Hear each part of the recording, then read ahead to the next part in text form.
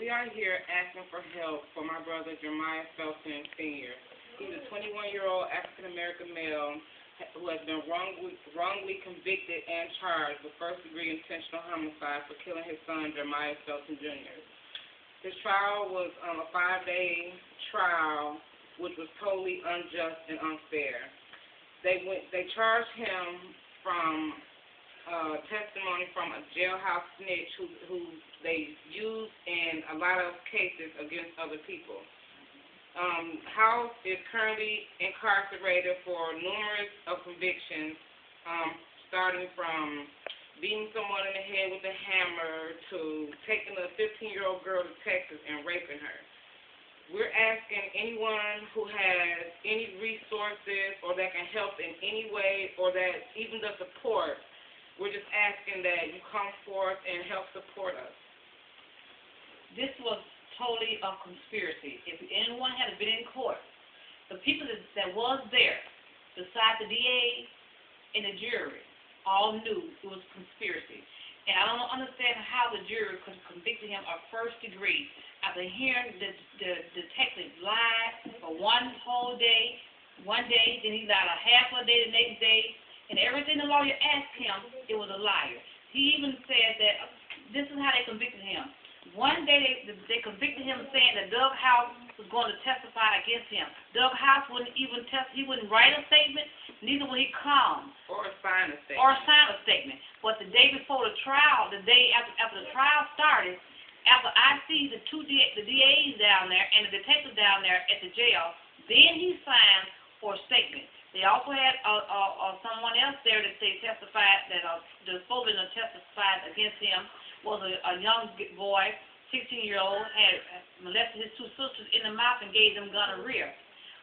And guess what he got? 6 to 9 months. And he don't have to register as a sex offender. So Detective Hagler, Robert J. Hagler is his name. He walked in the hospital and just told Jeremiah, you did this. There was 2 other people. Without having any evidence. He didn't have no evidence. He just said, you did this. The doctors wouldn't even answer his questions. If there was the mother was there, and her cousin was there. They was left with the baby too alone. But they said that couldn't have happened during that time. It only could have happened during the 40-something minutes time that Jeremiah had the baby by himself, which he had kept his baby numerous times before. Also the detective said that the medical examiner was his friend, the DA is his friend. He said he's been a detective for 17 years. He ain't never been wronged by a suspect. Well, I see why he have never been wronged by the suspect.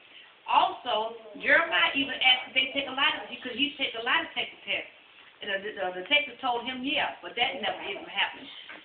Tell him about how he shook the baby. They demonstrated on how Jeremiah was supposedly did this baby. Now, I'm going to demonstrate this. This is how they said Jeremiah shook the baby and hit his head against the door. Now, if you were to do that to a 4-month-old baby, the baby would have bruises, marks, knots on the side of his head. He had none of that.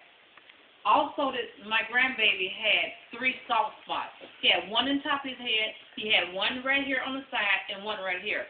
And I'm seeing those soft spots that his head did never really come together, and he did cry a lot.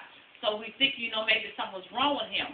But by this detective already stated that the medical examiner, his friend, we wondered what all went on in that medical room. And this detective was he stayed in there the whole time and they cremated the baby, so we didn't have a chance. The detective kept calling Sasha, keep asking her, when you going to cremate him, when you going to cremate him. Now, if the baby was the only evidence that we had, they cremated him so quick without even having Jeremiah sign cremation papers. Oh, he had the cremation papers. But the PO took them to him, but he wouldn't sign them because he wanted those papers. He wanted that lawyer to get those papers, to get a chance to examine the baby first. But Sasha had already signed for the baby to be cremated.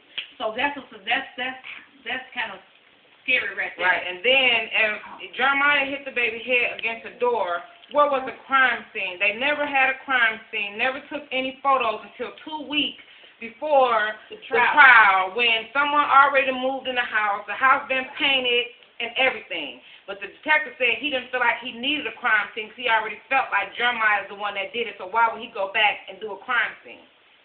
So it's a conspiracy. We need help. We need someone to help. We need just doctors, lawyers, someone to help. So if you guys have anybody or know anybody that can help us, or just if you guys can just show your support, we will be posting things on Facebook under Jeremiah Felton.